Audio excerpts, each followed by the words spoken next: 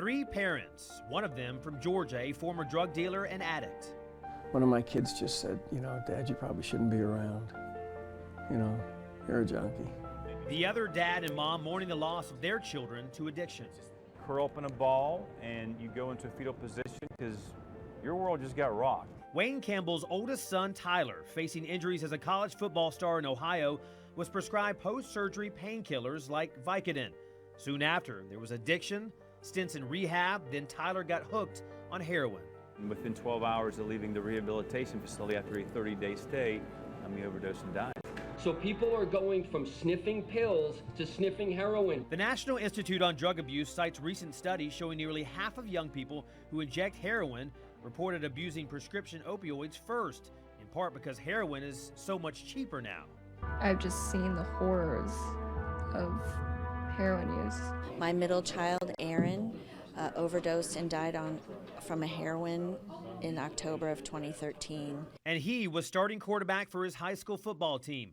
Aaron's mom says he first experimented with marijuana, eventually losing his battle with heroin at age 20.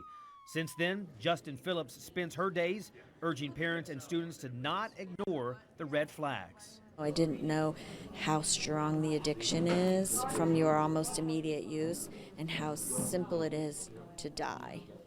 And the world just keeps going on around you and you're just sitting there. What just happened? You know, you raise your children. It's our job as parents to protect them. We've lost a generation. Nancy Hale also didn't know what to do when her son got addicted to drugs. He survived, but she's now involved in this fight as CEO of Operation Unite in Kentucky, which organized the National Prescription Drug Abuse Summit. That's what I would tell parents.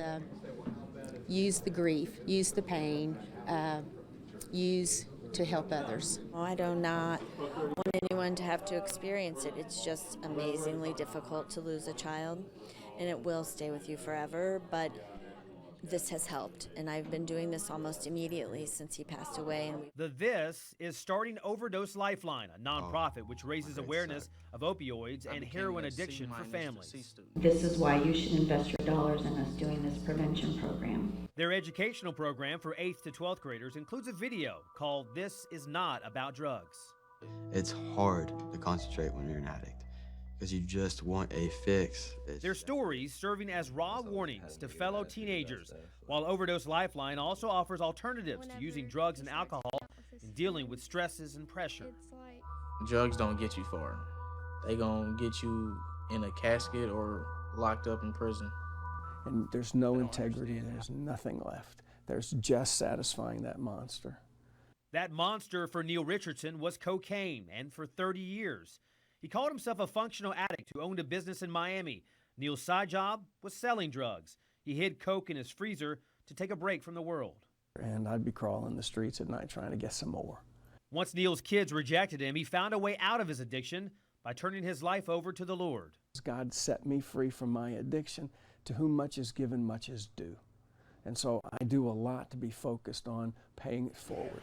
I heard there's not going to be any classes. Doing that now as the Muskogee County Jail Chaplain and Executive Director of Safe House Ministries, leading inmates and addicts through faith-based 12-step programs.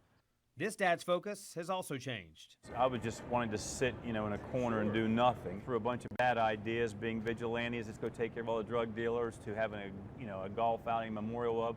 Those weren't going to do anything, and this idea of educating our youth and community about the dangers of prescription pills.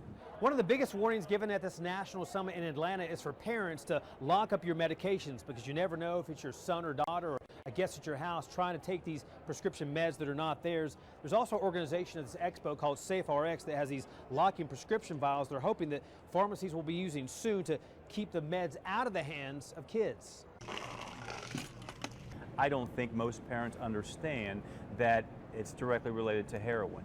After his son's death, he honored number 7 on the football field by creating the organization Tyler's Light to support those battling drug abuse, helping youth do more than just say no, but to speak up and save a life.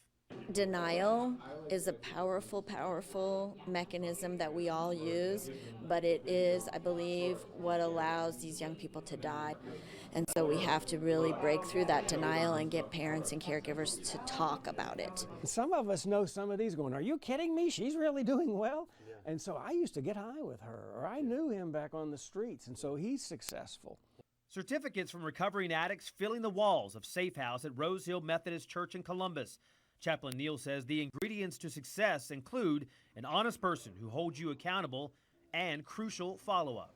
So going to treatment doesn't fix anything, it buys time. Next, in part 3 of my Ending the Epidemic series, we focus on a solution that's saving lives, the overdose reversing drug naloxone or Narcan. And there are reports it was used on music legend Prince.